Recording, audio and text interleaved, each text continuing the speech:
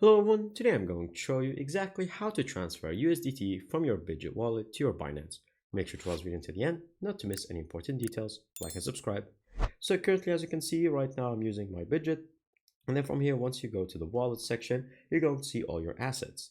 So currently I don't own any USDT, but once you do that, you're going to search for USDT directly from here, click it, and then once you have it added to your assets by buying some, you're going to do exactly these steps. You're going to go to your wallet, select this, pretend that it is USDT, and then from here you're going to click on send.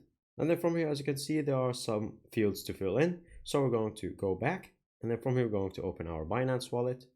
And then from here we're going to go to our portfolio and then add funds.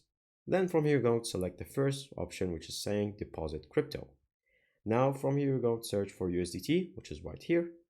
And then we're going to choose whatever network you feel like is best. So for me, I can say Ethereum.